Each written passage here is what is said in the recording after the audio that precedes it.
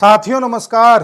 साथियों, जैसा कि आपको पता है कि जर्मनी में कल चुनाव हुए थे, रिजल्ट भी आ गए और उसमें अब राइट विंग की पार्टी सत्ता में आ चुकी है। वर्ल्ड वॉर सेकंड के बाद पहली बार ऐसा हुआ है कि इतनी फार राइट विंग की पार्टी को सत्ता में एक स्थान मिलने जा रहा है। इस वीडियो में हम चर्चा करेंगे कि जर्मनी में वो कौन कौन से मुद्दे थे जो इस बार हावी रहे, ऐसा क्यों है कि दुनिया में अब राइट विंग की सरकारें ज़्यादा आ रही हैं, और तीसरा हम डिस्कस करेंगे कि जर्मनी में चुनाव किस तरह से होते हैं। तो देखिए, एक एक करके हम डिस्कशन करते हैं।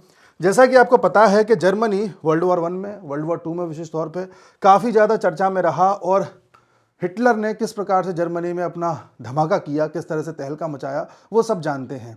जर्मनी ने सेकेंड वर्ल्ड वॉर में इतना खून देखा, इतनी चीज़ें देखी, उसके बाद जर्मनी ने यह तय कर लिया कि हम कभी भी इस तरह का नेता सत्ता में नहीं आने देंगे जो जर्मनी का ये हाल करे या जो मानवता का ये हाल करे। फलस्वरूप जर्मनी वाले अपने यहाँ पर कुछ नियम कायदे कानून ऐसे लेकर के आए जिससे कि आप कभी भी इस तरह की स्थिति दोबारा पैदा ना होने दें। फर्ज कीजिए, जैसे उन्होंने एक नियम लेकर के आए कि हम कभी भी किसी को भी अधिकार नहीं देंगे जो हिटलर की जो नाजी होलोकास्ट उसने किया था वो चीज़ को हम कभी भी सपोर्ट करें या उसके समर्थन में कुछ बोलें। यानी कि जर्मनी में खड़ा होकर के अगर आप उस होलोकास्ट को सपोर्ट करते हैं तो आपको जेल हो सकती है। ठीक है ना। जैसे कुछ मानवीय चीज़ें होती हैं जिसकी आप कभी भी जो है प्रशंसा नहीं कर सकते, उसका हमेशा आपको निंदा ही करनी पड़ेगी। ऐसा नियम वो लेकर के आए। उसी प्रकार से वो नियम लेकर के आए कि हम अपने यहाँ पर पार्लियामेंट्री सिस्टम कुछ इस तरह का रखेंगे जिससे कि बैलेंस ऑफ पावर हमेशा बना रहे। उन्होंने कुछ बयानों को, कुछ विशेष तरह की जो स्पीचेस हैं उनको बैन कर दिया कि आप कभी भी कोई ऐसी स्पीच नहीं देंगे, कोई ऐसी बात नहीं कहेंगे जिससे कि लोगों में हेट फैले। जैसे आपने भी देखा होगा रणबीर इलाहाबादिया वाला जो केस हुआ था, उस केस के बाद कुछ लोग कह रहे थे कि भाई इतनी उसने क्या गलत बोल दिया, ऐसा उसने क्या बोल दिया। हालांकि उसने एक लाइन क्रॉस करी थी, उसके बावजूद भी कुछ लोग उसके बचाव में आ रहे थे।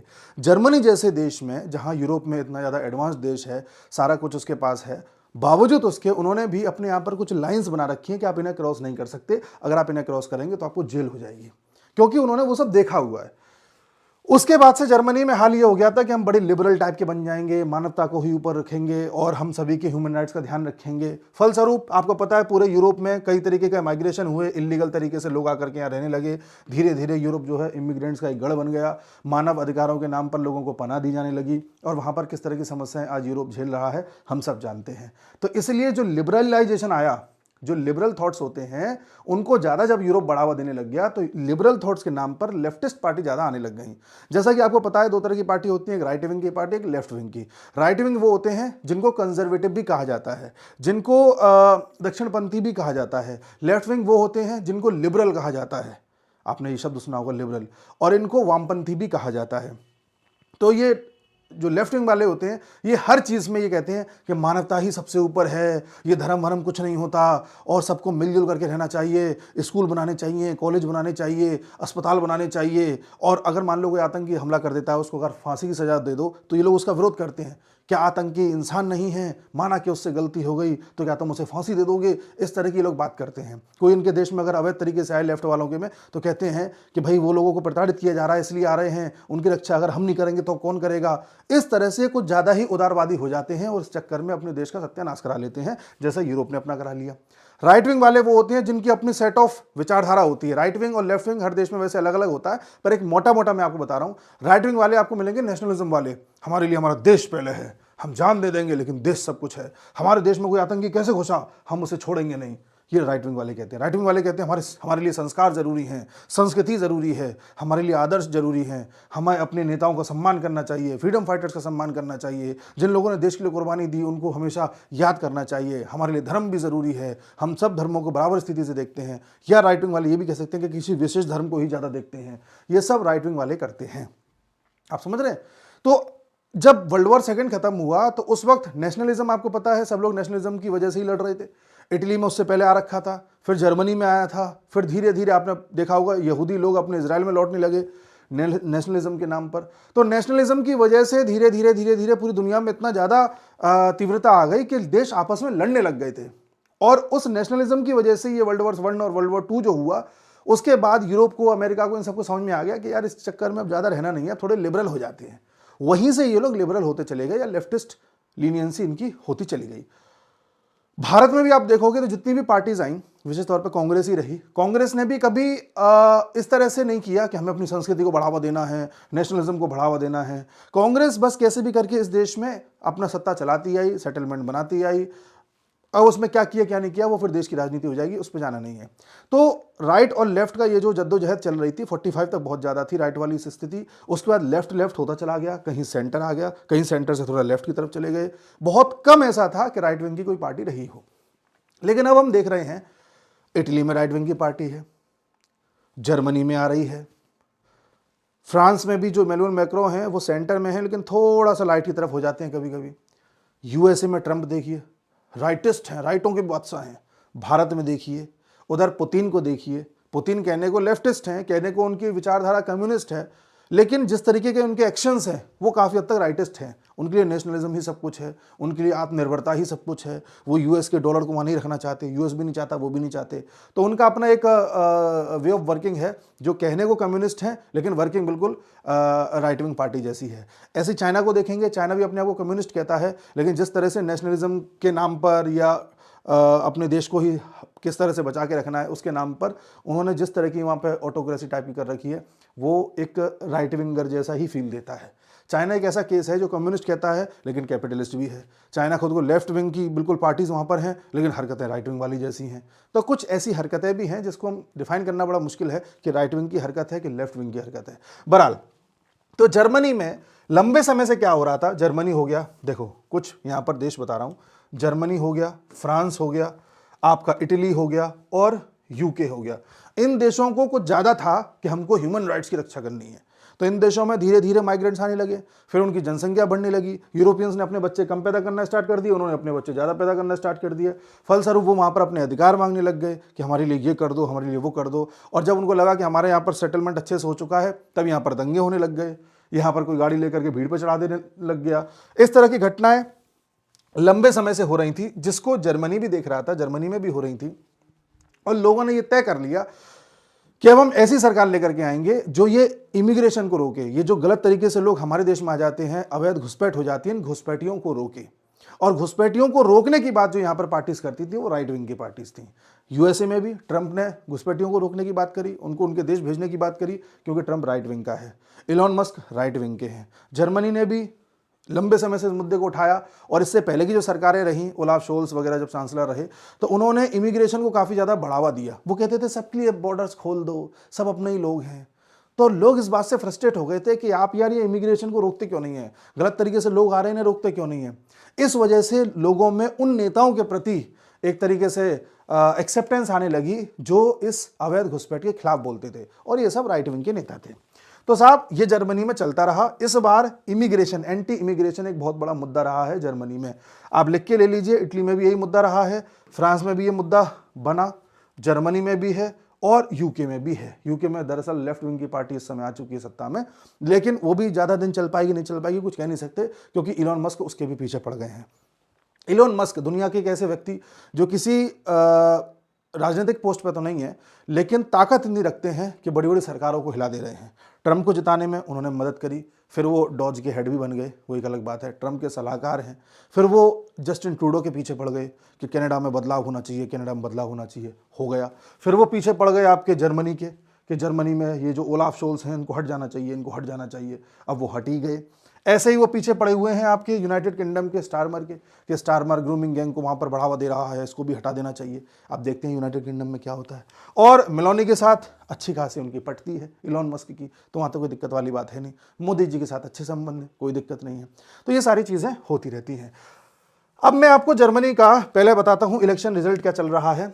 जर्मनी में टोटल 630 सीटें हैं और उनका जो संसद है, जैसे हम संसद कहते हैं पार्लियामेंट को, वहां पर बोला जाता है बुंडेस्टैग, बुंडेस्टैग इलेक्शन बोलते हैं वो लोग उसे। यहां पर 630 टोटल सीट्स हैं जिनमें अभी तक जो रिजल्ट आया है वो ये कि जो CSU पार्टी है जिसको लीड कर रहे हैं फ्रेडरिक मर्ज, ये सबसे ज्यादा 208 सीटों के साथ आगे चल रही है। AFD है जो फार राइट विंग पार्टी है। AFD वही पार्टी है जिसको इलॉन मस्क प्रमोट कर रहे थे, इन चाहते थे कि यही सत्ता में आए, हालांकि पूरी तरह से सत्ता में नहीं आ पाई क्योंकि इनका जो पूरा सिस्टम, इलेक्शन सिस्टम बहुत जटिल है, मैं भी आपको बताऊंगा, पूर्ण बहुमत में कोई आ पाए बड़ा मुश्किल है। तो सेकंड नंबर पे आई, और इन दोनों की ही मिलकर के अब सरकार बनेगी, ऐसे आसार दिख रहे हैं। अभी ये दोनों गठबंधन करेंगे नहीं करेंगे इस पर भी बातचीत होगी, लेकिन काफ़ी हद तक करेंगे, क्योंकि ये भी राइट विंग के हिसाब से सोच रहे हैं और ये फॉर राइट विंग है, कुछ ज़्यादा ही कट्टर राइट विंग है। तो माना जा रहा है कि जब ये दोनों मिलकर के सरकार बना लेंगे तो फॉर राइट विंग की सरकार आ जाएगी। तीसरे नंबर पर पार्टी है एसपीडी। एसपीडी के जो अध्यक्ष हैं वो ओलाफ शोल्स हैं, जो वर्तमान में जर्मनी के चांसलर हैं। ये लेफ्टिस्ट पार्टी है, ठीक है।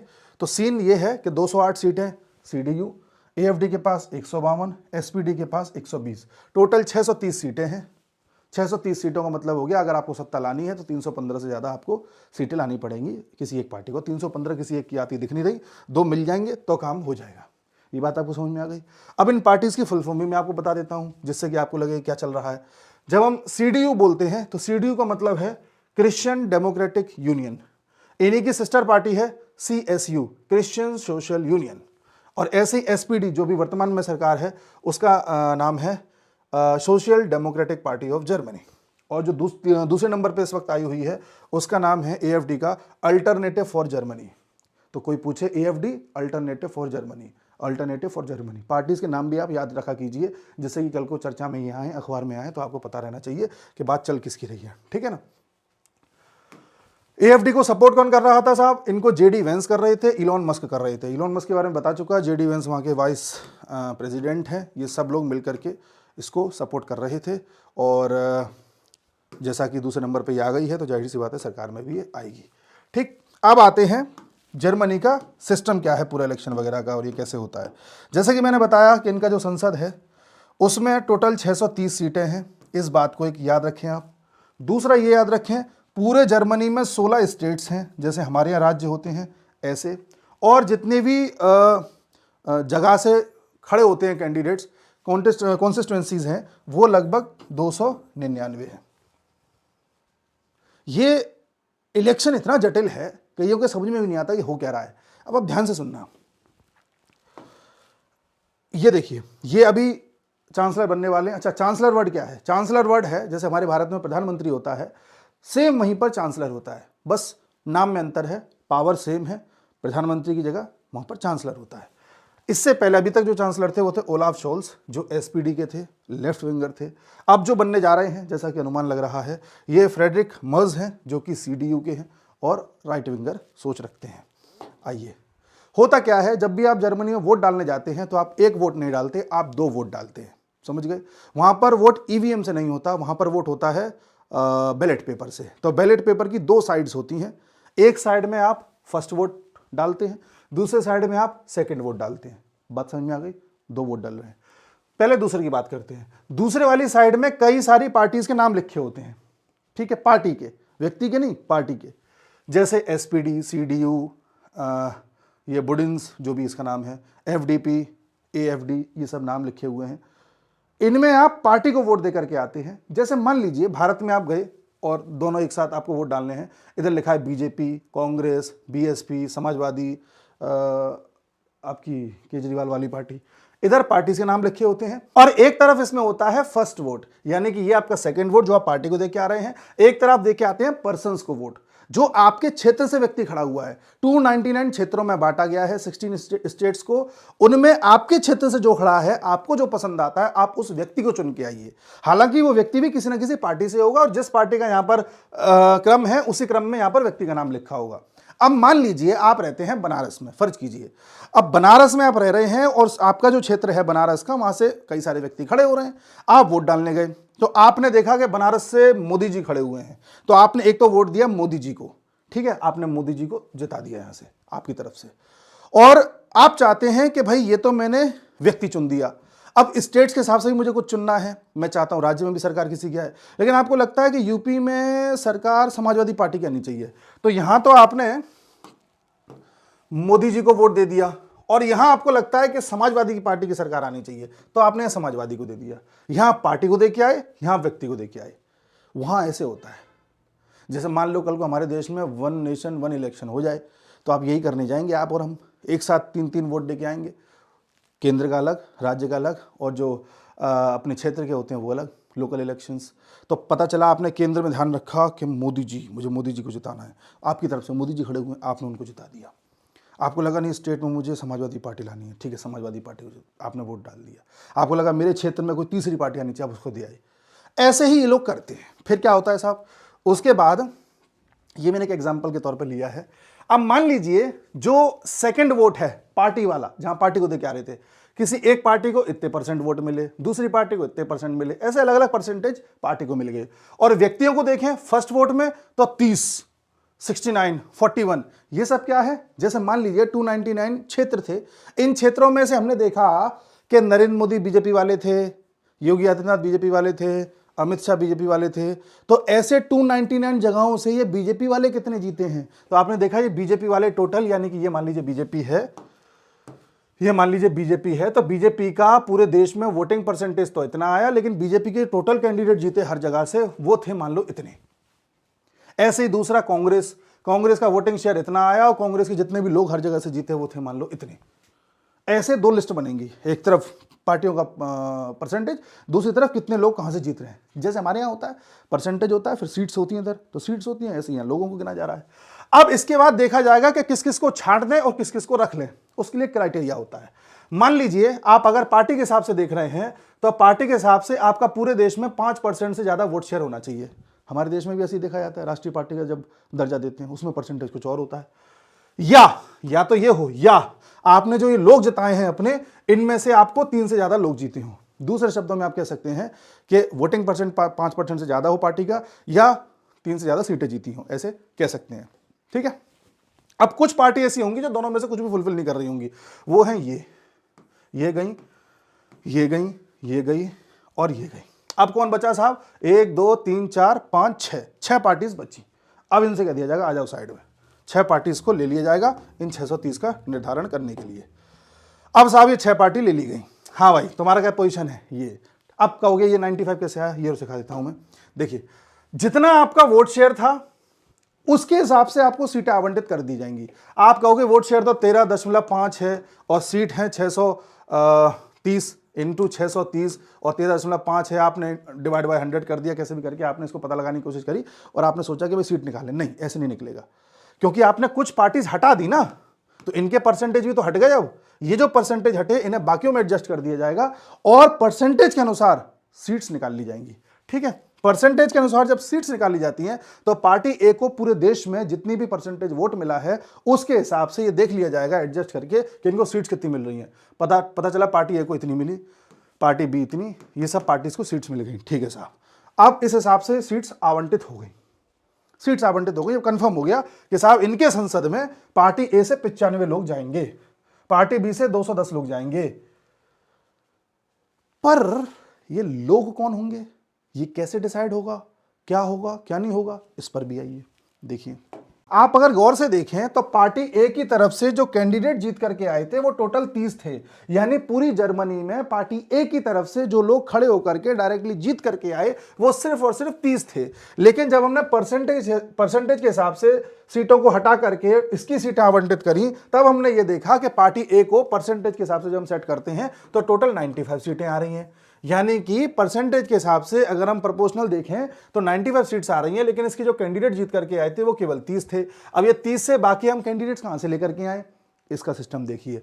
अब क्या होगा, मान लीजिए इसके 16 राज्यों में से कोई एक राज्य था, उस राज्य में पार्टी ए ने देखा, मान लीजिए ये बीजेपी है, बीजेपी ने देखा कि भाई टोटल पूरी कंट्री में तो हमें 13.5% वोट मिल गए, ठीक है, लेकिन यूपी में जितनी भी पार्टीज को वोट मिले थे उसमें हमें मिले थे मान लीजिए 5% वोट, मान लीजिए 5% वोट, तो टोटल सीट्स का 5% निकालो।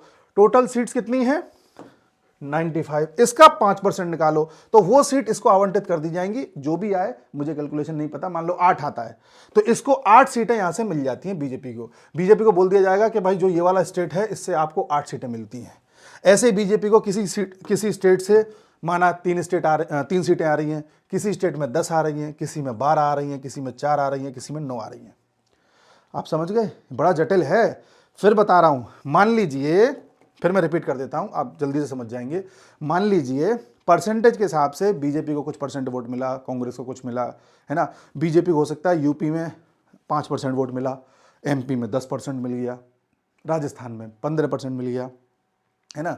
बिहार में मान लीजिए 12% मिल गया। ऐसे बीजेपी को अलग अलग परसेंटेज वोट मिले। लेकिन पूरे भारत का बीजेपी का देखोगे तो आपको पता चला कि पूरे भारत में बीजेपी को मिला 13.5% वोट। और आपने देखा कि पूरे भारत में बीजेपी की तरफ से जो कैंडिडेट खड़े हुए थे वो जीत के आए टोटल 30। अब आपने क्या किया, उन पार्टीज को हटा दिया जो इस क्राइटेरिया में फिट नहीं बैठ रहे थे और उनके बचे हुए परसेंटेज को इनमें आपस में डिस्ट्रीब्यूट कर दिया। और जब सबको परसेंटेज मिल गया उसके हिसाब से टोटल 630 के हिसाब से, क्योंकि टोटल सीट 630 हैं, 630 के हिसाब से फिर सबको अलग अलग फ्रेश सीटें दे दी गई। बोल दिया गया कि भाई देखिए बीजेपी तुम्हारा टोटल देश के हिसाब से अब इतना परसेंट बन रहा है और टोटल सीट्स इतनी है तो तुमको अब इतनी सीट हो गई। कांग्रेस तुमको 210 हो गई, समाजवादी पार्टी तुमको इतनी हो गई, आम आदमी पार्टी तुमको इतनी हो गई, तृणमूल कांग्रेस तुमको इतनी हो गई, मायावती की पार्टी बीएसपी तुमको इतनी हो गई। अब बीजेपी कहेगी ठीक है, बीजेपी कहेगी कि हमारे जो लोग जीत के आए थे वो 30 थे, पार्टी जो सीटें हो गई वो हुई 95, अब हम बाकी के 65 लोग कहाँ से लेकर के आए। ठीक है, अब इसका फैसला कैसे होगा ये देखो। अब आवंटन करना है लोगों का। ये तो पता चल गया कि बीजेपी के कितने पहुंचेंगे, कांग्रेस के कितने पहुंचेंगे, किसके कितने पहुंचेंगे, पर वो कौन होगा जो यहां जाएगा और बैठेगा ये डिसाइड होगा फिर से स्टेट वाइज। अब बुलाया जाएगा, इधर आओ बीजेपी ये बताओ तुमने यूपी में कितने परसेंट वोट हासिल किए। बीजेपी कहेगी हमने यूपी में 5% वोट हासिल किए। ठीक है, तो 5% निकालो 95 का। बीजेपी कहेगी निकाल लो। 5% जब 95 का निकालोगे तो आपको पता चला कि भाई 5% 95 का निकालने से मान लो 8 आ रहा है, तो इसका मतलब तुमने यूपी में 8 सीटें जीती। बीजेपी कहेगी हाँ। बीजेपी कहेगी लेकिन एक चीज और है, ये जो 8 लोग हैं इनमें से 3 लोग तो ऐसे हैं जो खुद अपने दम पर जीत के ऑलरेडी आ गए हैं, 3 लोग तो इन्हीं में से हैं। अब बाकी हमें 5 लाने हैं। समस्या यह है कि बाकी 5 कहां से लेकर के आए।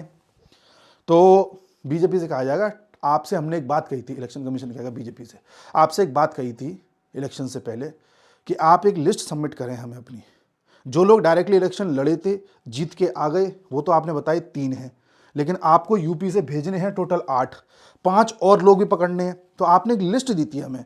बीजेपी कहेगी हाँ हाँ दी थी। उस लिस्ट में शुरुआत के 5 उठा लो, शुरुआत के 5 उठा लो, ये आपके 5 हो गए और बाकी 3 तो जीत के आए ही हुए हैं, तो टोटल 8 हो गए। बीजेपी कहेगी हाँ हाँ ठीक है। तो बोले इस तरह से हम तुम्हारे यहां से ले लेंगे। अच्छा बीजेपी बताओ तुमने मध्य प्रदेश में कितना परसेंट वोट हासिल किया है। बीजेपी की 10% वोट हासिल किया है। अच्छा 10% के हिसाब से मान लो तुम्हारी सीट हो गई 10, तो मध्य प्रदेश में तुम्हारा कोई भी आदमी जीत के नहीं आया है वैसे तो, हाँ पूरा कोई डायरेक्ट तो कोई जीत के नहीं आया, पर वोटिंग परसेंटेज तुम्हारा है। ठीक है 10 लोगों को नाम दो फटाफट, बीजेपी नाम दे देगी, आ गए साहब।